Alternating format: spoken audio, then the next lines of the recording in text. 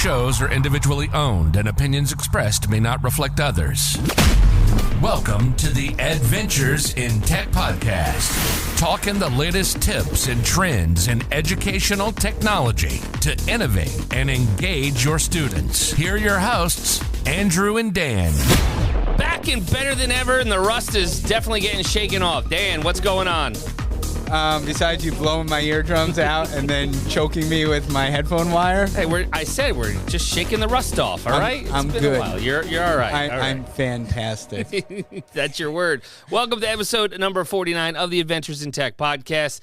If you like the content, you like us, help us out by providing feedback and rating wherever you download your podcast from. We greatly appreciate your support. Lots of things going on. Dan, we can talk about classroom updates. There's a few of them. Everybody's wrapping up quarter one, so that's a big thing right now. We have the NYSCATE annual conference, which will be kicking off Saturday with the Maker Faire, right? Mm-hmm. On Saturday, and then that will go into the annual conference where we will be up there broadcasting live with fork trucks in the background again and a lot of noises and fun stuff as well. So we'll keep you updated on that. Additionally, Ditch Summit has been announced December 11th through January 5th, 2024. Dan, we are almost in 2024. Yeah, that's crazy. Isn't that wild? It's wild. So if you have not gone to or attended any of Matt Miller's Ditch Summits in the past, it is free. $3.99. Free 99. And you can definitely check out all that he has to offer with all of his speakers and the sessions that are coming up. And this will be like the last big thing, I'd say, before Matt goes back into the classroom. So at least temporarily. So that's fun. DitchSummit.com. Okay. All right. So one thing I want to talk with Weekly Windup with the news, we talk about AI, and our focus is going to be driven by AI today. Maybe they will just do some deep fakes and I can leave and we'll be good. But 4 ways Microsoft uses artificial intelligence to support teaching and learning. So when we talk about Microsoft in general, the capabilities of artificial intelligence continue to grow, and educators are learning new ways that AI can support teaching and learning. And what I want to say is, before we go too crazy, is I don't think they know what they don't know. Tell me what you think you know, right? But they don't know all of the resources and tools that are available. So Microsoft has definitely released some great free options that teachers can start using right away. Yeah, there's one of the things that regular users of ChatGPT may have noticed, that there is a newer version of ChatGPT, which is 4.0, ChatGPT 4, but that's a paid tier for it. You can $20. $20. But if you're using Bing, the browser, GPT-4 is built into the Bing browser. So you can get all those benefits from 4 in the Bing browser. Yeah, the one big thing is, first, GPT-5 is in the works. We know that, right? Of course it's changing and evolving. So I'm going to make a prediction, say by January, that'll be rolling out, if not sooner. And you can go to bing.com/chat. You do have to be logged into a Microsoft account, so you can create one. But once you do, you can then use all of those tools and resources that Dan had mentioned with providing Bing with questions or prompts, get those detailed responses powered by the generative AI. You can choose whether you want a balanced response or something more creative or precise. Upload images to your search that you want the AI assistant to analyze. Ask questions with your voice by clicking the microphone button. That's how those deep fakes are coming. And then get AI-generated responses on the go with the Bing mobile app. So, and they're really trying with the Microsoft Edge web browser. You know, I don't know how people still use Explorer. I don't even know, like, I don't think it exists. No, but people still think they click on that E. It's on some computers, older models. But Bing Chat is integrated into your Microsoft Edge web browser, and you can prompt the AI chat in a sidebar without leaving that page you are currently on. So that is they're making a lot of shifts and changes. And Dan, some other things. DALL-E 3, that's your thing. I do like the DALL-E image generator, and you know, of course, you can just go to DALL-E and use that image generator there. But again, that is also a tiered price level product. Right. As we talked last year, we said this was going to happen. But again, Microsoft will allow you to use that DALL-E 3 image generator in the Bing chat. And the Microsoft Image Creator. So it's built into both, and it can create those images for you. And there are tons of ideas of how you can use those AI-created images to level up that engagement in your classroom. Lastly, there are free online courses as well about AI and Bing Chat. So if you're kind of hesitant to saying, hey, what is this? What am I getting myself into? How do I start using some of these AI tools to help with my classroom, my management, my lessons, my pedagogy, everything? There's online courses that you can take through. I believe it's just provided through Microsoft, if I'm not incorrect. So you can have some. It's in the Microsoft AI for Education Hub, and you can check those out as well. And then I don't think that last thing is pretty relevant to us, right? About Bing Chat Enterprise. If you're a Microsoft district, definitely reach out, and that could be something that is beneficial to you. All right, Dan, any classroom updates you got? Sure. Oh, you have one. Good. I do. Well, we have one. Yeah, we do. We started launching a new journalism unit with some teachers, incorporating a lot of collaboration and a lot of student-centered design, and really using some of the tools that are right there in our Google Workspace in order to facilitate it.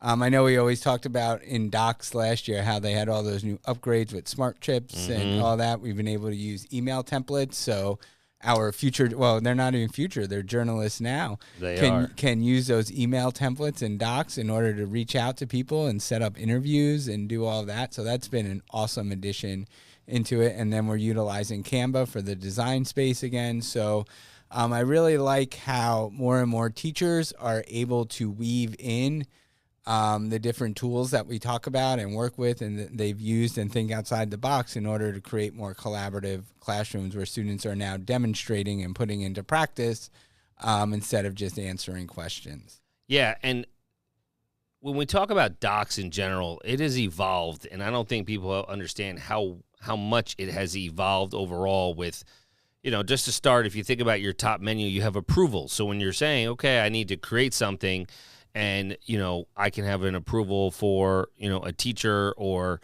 a collaborative space as well. I can make a request to get that feedback right on the doc without having to do anything else with it. You also then, as Dana mentioned, you have the smart chips and the amount of smart chips that you have now between date, people, files, calendar events, places, a voting chip, right? Stopwatch built in, timer, variables. How many times did people automatically just go to Google and say, I need a timer? Right. Now it's just in a doc. You don't even have to Google it. You don't have to Google search it. So they took that, obviously people Google that a lot, educators, and they built that completely underneath the insert menu in Google Docs in the smart chips. But we also have emojis now, right? That was a big thing. Emojis, there's drop downs, the building blocks, which is what Dan was just referencing with the email draft. You can take notes. There's a calendar event draft. You can start coding. There's product roadmap, review trackers, project assets, and customize your own building blocks as well that are really able to help you out. A lot of times we talk watermarks, inserting the page numbers, page breaks. That's really good, especially if you use Dan's favorite with no margins. I love it. Right? So there are a ton of resources built within Google Docs that a lot of people don't really know they even exist. Yeah, and I love things like the drop-down menus and different things you can put into the docs now. So they've really come in handy as we're building those collaborative spaces for students to work in within docs, be able to utilize all these different tools in order to make that learning process go smoother and more effective. Absolutely. All right, so let's harness now on AI and artificial intelligence learning tools, right, and exploring the benefits. And I know that there could be two sides to this argument. There are, everybody's got their own opinion, and we respect both sides. Go ahead. No, I think before we get into this discussion about AI, because I know we're going to talk a lot about the tools that are out there and how we can use it, you have to remember what AI is. Right. And, some things to be aware of when you're using it or you're expecting your students to use it. So, we've been launching a number of professional developments and in-services and all these different things to expose teachers to the tool. And, sometimes they're giving it and saying, I asked it for something, and it gave me a lesson plan, but it's not what I was looking for.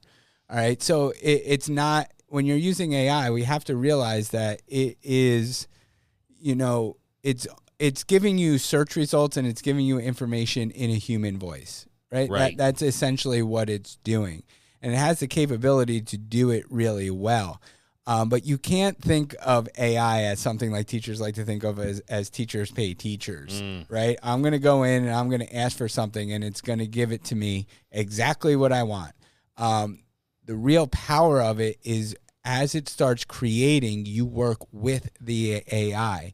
You get more specific. You give more details. You put in your standards that you're looking for. You ask for possible outcomes. So as you go along, you start generating your ideas with it, and that's where it becomes really powerful, because now you're not getting something that you need to adapt. You are working with the tool in order to create something that's best for you and best for your students. So you have to be really detail oriented and be specific of, I need, give me some examples of how I can take this particular content and apply it in this area for these types of learners. And then you'll get the outcome, and then you'll ask it further questions. It's like you have your own assistant. It is. Think about it. I mean, I know we have kind of... You're going to replace me.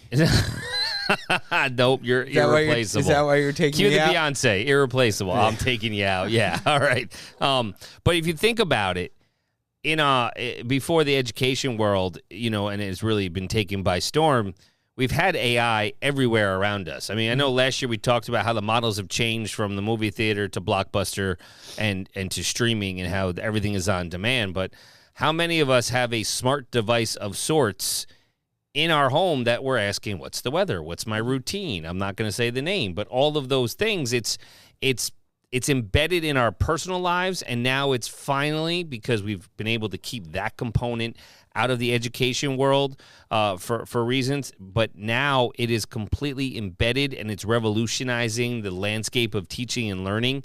It really helps promote personalized learning experiences. My big thing, and I was talking to one of our lit chicks, right? Enhancing teacher efficiency, right? Making things a lot easier.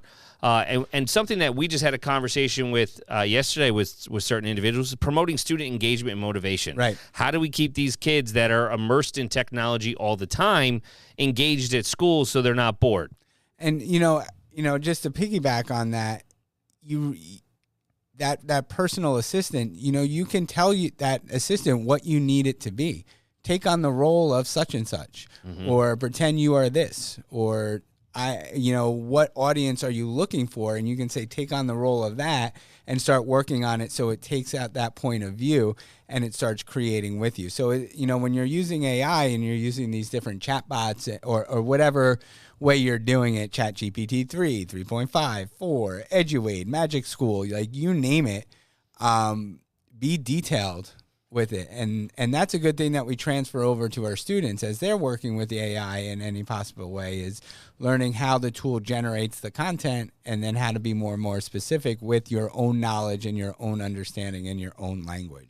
And I'm not trying to diminish people's concerns with cheating on assignments, creating those fake songs, audio scams, deep fakes, so much more. But as this has evolved since our conversation started, and it was first ChatGPT and OpenAI was first released just about a year ago now, the learning and teaching, the benefits are just starting to it's really revolutionizing the landscape of education. It is a big new world, and there are tons of resources available on the web with on the line with the perspective. That's an old school comment there, Dan. There you go. That's fantastic. But the glass half full versus the glass half empty perspective. Right. So and it's we understand that we're not, our thoughts again are our thoughts, and they are not related to what everybody else thinks.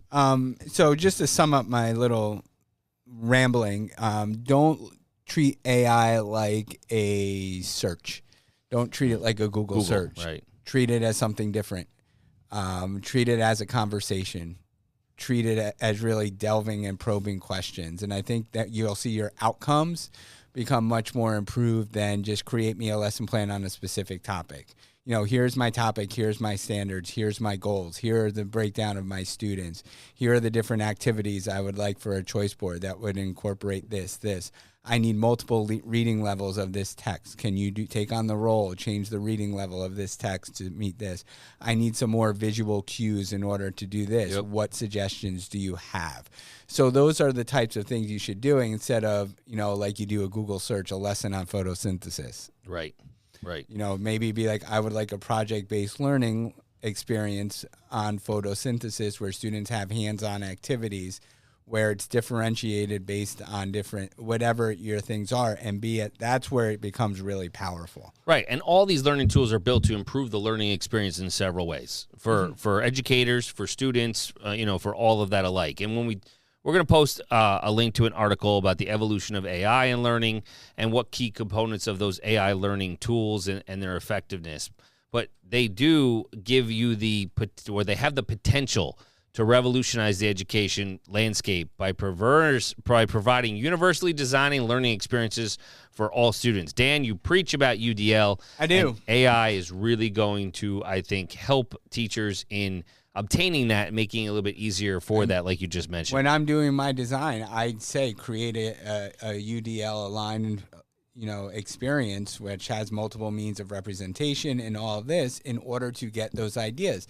And then those ideas may be really good or they may be really generic. And that's why you have a conversation with your chatbot. That's right. But then that's also where my knowledge of pedagogy comes in and my areas to take those generic things or some of those things that are great and be able to adapt it and build learning experiences for my students. So, I think people, the more that they play with it, the more that they become detailed with it, the more that they immerse themselves in the different tools.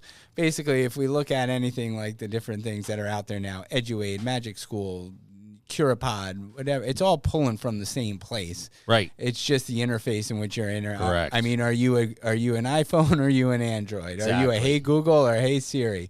What about Alexa? I wasn't going to do it. Hey, Alexa. Alexa, what's the weather? Right. Everybody's going crazy now, unless they're in their cars. But the one thing I want to say is as you start to go through and learn more and more about AI and read up on it in education, we have an opening mind because there's opportunities for those personalized learning experiences. There's opportunities to enhance teacher efficiency. I mean, what would you do if you had more time in the day? Mm-hmm. We said that earlier today. I mean, just an hour, 30 minutes, whatever it is. And ultimately, our goal is to ensure that the learning pathways for our students are highly interactive and engaging, collaborative, give our students the skills they need to be able to be successful, whether it's problem solving, that they're going to have those skills for when they enter the workforce. So it's definitely got a lot of benefits. We understand there are some concerns, absolutely, right? But I do think that the tools are transformative, and it's going to revolutionize every learning benefit. Let's go back to the graphing calculator, right? We didn't know how to handle that at first. And now, we have evolved, and we have to continue to evolve as AI. I mean, it's not going to slow down. That's for sure. No, that's for sure. So let's talk about some of these tools, that we can, kind of give you a little oversight over some of them. And, we had a conversation with Matt Miller recently about AI tools and what can be used for the classroom. And it is growing, as he said, by leaps and bounds. It's not just science fiction anymore.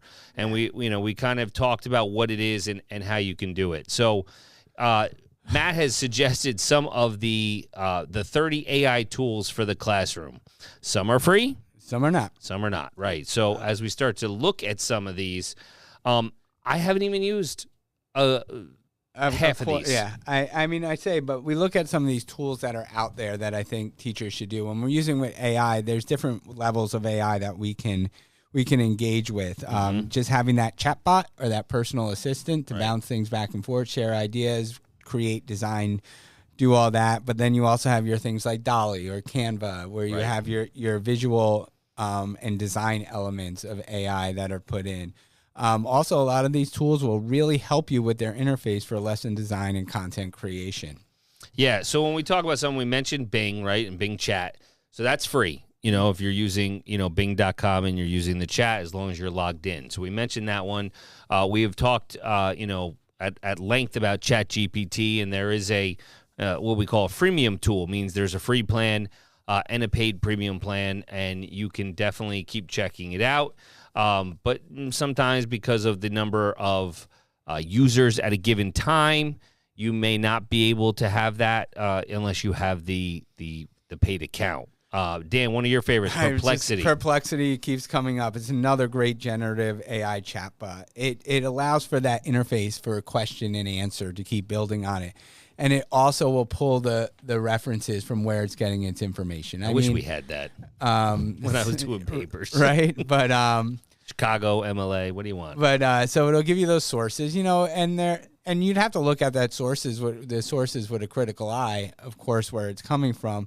But like you can go and ask it a question, request something. You'll see the concise version, but you can see a more detailed response. It'll list the sources where it drew it information. You can ask follow-up questions in a conversational manner. I think I mentioned it briefly last week, but there was an ELA teacher whose students were writing narratives. They asked for feedback specific to their narratives about their figurative language, about what it was, and they went through a whole revision process with the AI to take their original writing and go through that revision process. And it was really quite cool to watch. I was just typing to a chatbot as you were wrapping that up because I was starting to look at our next one. You're replacing me. I'm not replacing you. How can I get rid of Dan? No, that's actually not what I wrote. I will share what I wrote. Did it come back? He's like, maybe he'll choke on his pipcord. What I asked was, just very basic to start. And I started looking not at Perplexity, it is free, but talk about Google Bard. Right. Not many people know about Google Bard, but it is free. If you are an education account, please make sure it has been enabled in your domain. Mm-hmm. Enter your question prompt or have a conversation with Bard. So all I put was, will the weather be bad in New York this winter? And literally it gave me a paragraph with a good old Wikipedia cold weather picture in New York City. And it says, according to current forecasts, the winter of 23-24 is predicted to be slightly colder than average in New York City. The average snowfall is 29.8 inches, but AccuWeather is predicting 18 to 26 inches of snow this winter. Dan, I'm sorry. I know you're a big skier. That's not going to be good. There'll be a chance of some snowstorms, but it's going to be below average. So, again, that's just it. Now I would start to have another prompt and keep going with my conversations. The responses are shown in real time, and it would keep giving me information based on what I am providing to the chatbot. So Bard, Google Bard is another one, and it is free. And you can go to bard.google.com. Yep.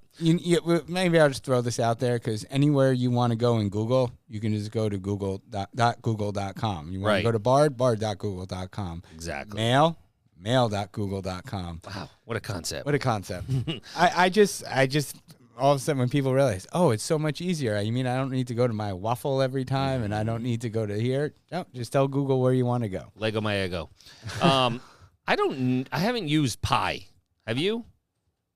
I like apple pie. Right, but it's not that. So it's pi.ai. Oh, yes. It is free. It is free, and it's like a personal AI companion ready to assist you with various tasks and provide answers to your queries. It's designed to be supportive, smart, and available whenever you need it, and it looks like it is available on the iOS App Store. So it's not everywhere, but I have not tried that one. So those are the chat bots, so to speak, to kind of have those conversations. And just to reiterate, a chat bot is just trying to have a conversation. Yeah, you have it with those people late at night, like, oh, how may I help you? That's a chat bot.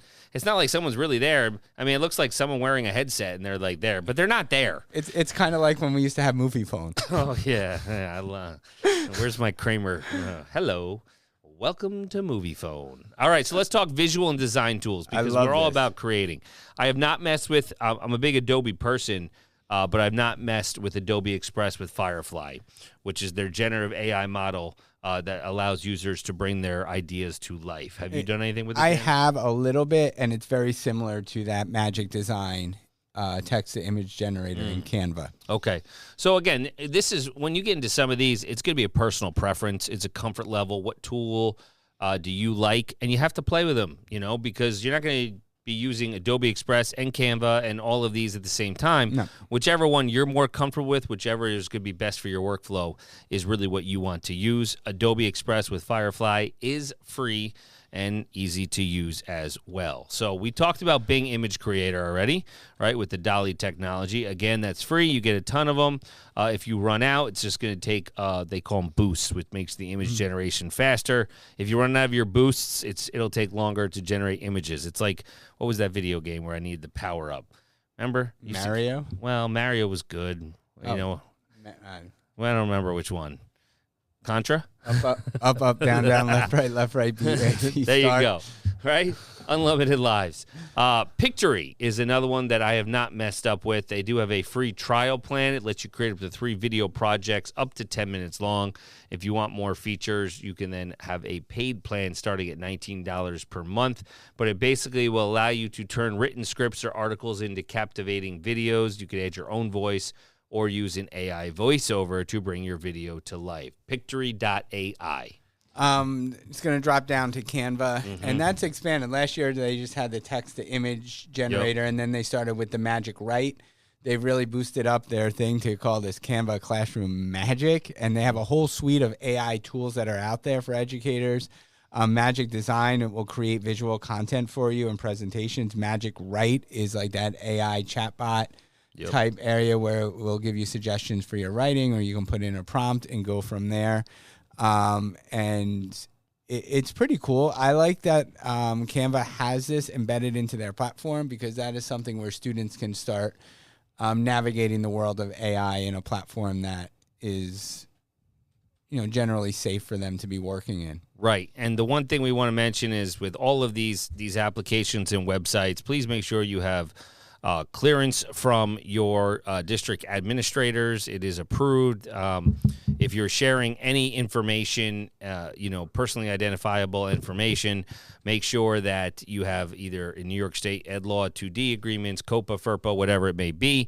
The one thing I will say about Canva is free for the EDU accounts, EDU Pro accounts. You just got to get verified at canva.com/education, and then they'll know you're an education account, and you will be able to use Canva and Canva Magic Design for absolutely free. So lesson design, content creation tools. So we're getting out of the visual section, and now we're talking about these. Dan, you talk about CuraPod a lot. Talk to us about it. I like CuraPod to a degree. It helps you create interactive slide decks in a second. So you'll put in your content, you'll put in your skills, you'll put in whatever. It'll create a slide deck generally on your topic.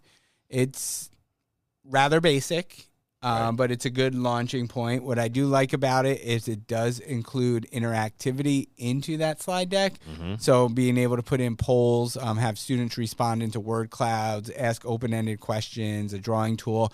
So it's almost like creating a pear deck within it. So it definitely is going to, it's not going to be like I put in all my stuff and I have this great lesson. You're going to have to tweak it. Yeah. You're going to have to work with it. You're going to have to add your own stuff into it, but it's a great launching spot.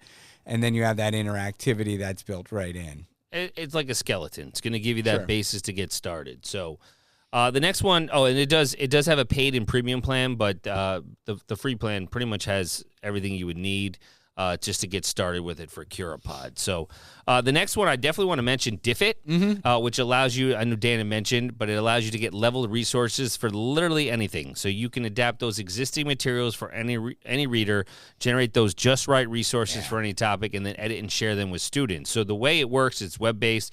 You search your topic, you enter a URL, you paste copy text, whatever it is, you choose your reading level, language, and click generate resources. Diffit will automagically, look at that, play on words, generate tons of resources based on that content you provided, and they have a ton of templates and gives teacher a few options for sharing the content with students. This is the main part here.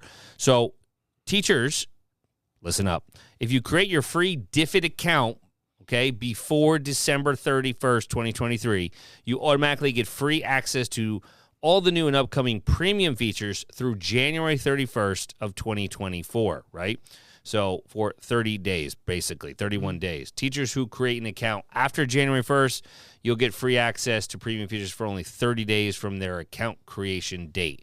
So You want to make sure you create your account. If you create it now, you're going to have them through the end of January. To check it out, it's web.diffit, DIFFIT.me, and sign up for your free account. All right, Dan, talk about Magic School. Well, I'm going to because I'm opening it up right now. And this has become, I think this and EduAid have become one of my go-to areas. It's the battle. The battle. Mm-hmm. Who's going to win the bracket? I don't know. But it's got some really cool features into it. It's got a chat bot. Her name is Raina. That you can have that chat bot. And it also has all these different generators that you can go in. And when you go in there and explore, you can really look and narrow down what you want to do, just if it's planning, if you want to work with content, if you want to generate questions, if you're looking for different student supports, communication, community tools. There's a lot of things out there. Thank you note generators, generate the OK questions generator, so you can generate questions based on a topic or standard for each of the 4 depth of knowledge levels. There's a multiple choice assessment generator, a social stories generator, an email tool, a rubric generator. That is fantastic. Report card comments generator, lesson plan generator, text rewriter tool, so you can take any text and rewrite it in different words, more concise or for new audience, change topics, characters, an academic content generator, a YouTube question generator. You can put in the URL of a video and it will generate questions based on the video for you. A student work feedback tool. You can have custom criteria and have AI give areas of strength or growth that students may need. The list is endless. Math story, word problems, text-dependent questions, informational text generator, a choice board generator. I've used that. It's good. But again, you have to be specific. Right, and tweak things. A math spiral review generator, a text translator tool. I don't know. I haven't tried the colleague song generator. Maybe that'd be fun. That's next episode. Yeah. PBL generator, decodable text, reading. I'm just going to stop here. Yeah, the nice thing is, too, because I know you're out of breath, is magicschool.ai is free. It is trained on best practices for educators, compliant with FERPA, and it declines non-education-related requests. So I'm pretty sure it's built by educators for educators. So it's definitely free. It is app.magicschool.ai to sign up, or there's even a Chrome extension from the Chrome web store as well. Yeah, the extension is good because then that you can choose to use it on different pages. So based on what you're on the web or what you're looking at, you can turn on Magic School right there and then start working with it with the document that you're on. Yeah. There are a couple others in this section that I'm going to just skip over because we're going to talk about EduAid, because that between Magic School is definitely the ones that we see people utilizing in the education field a lot. When I say EduAid, it's EDUAIDE.ai. It is basically an AI-powered teaching assistant designed to help educators with lesson planning, instructional design, and generating educational content. It offers a resource generator, teaching assistant, feedback bot, and AI chat. Now, how you decide to compare this versus Magic School is completely up to you, what you like, what platform you like. They are continuing to evolve, so something you try one week will be completely changing by the next week. It is very similar to Magic School, has tons of options and resources for all grade levels and content areas. It does offer a free plan with limited access, a pro plan on a monthly basis for those who want the full suite of tools and resources. So check out eduaid.ai website so you can learn more about it and to sign up. So, Dan, we've talked a little bit about some of these teaching aids. As we start to wrap up this episode, I'm sure people have seen the advertisements. Grammarly, right, which is your online writing assistant.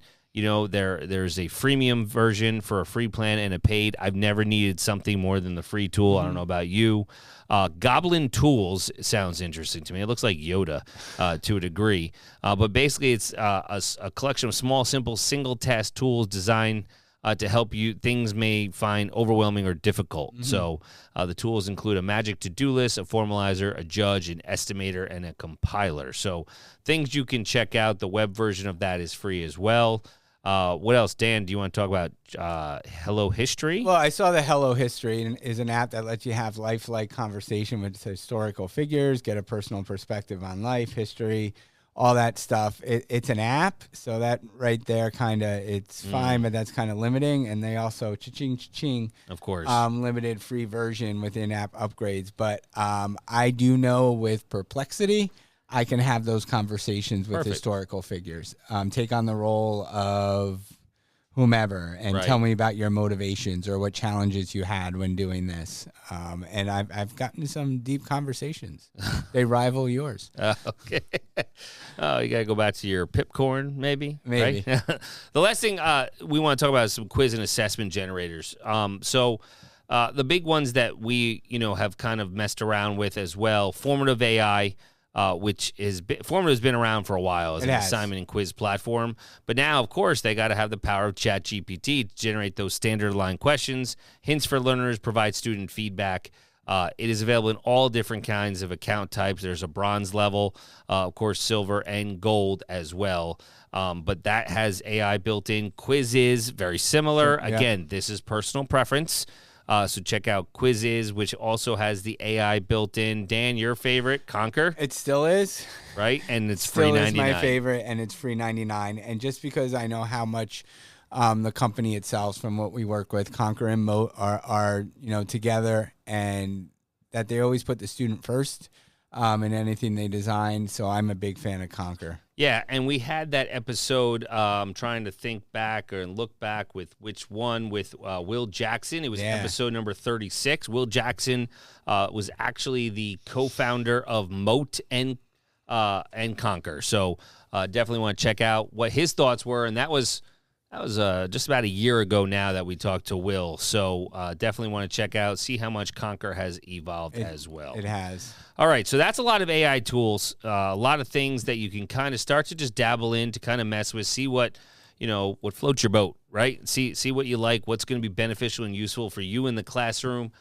If you think it's valuable overall, definitely share it out with us. Let us know. But there are a ton of resources available on the web. We will post everything in the show notes as well. Dan, any other final thoughts about AI? One of the most, I think, valuable things and I started using it in EDventUre, and I started using it in the other platforms. If I'm teaching a concept or doing a different thing, I always like that storytelling aspect of it.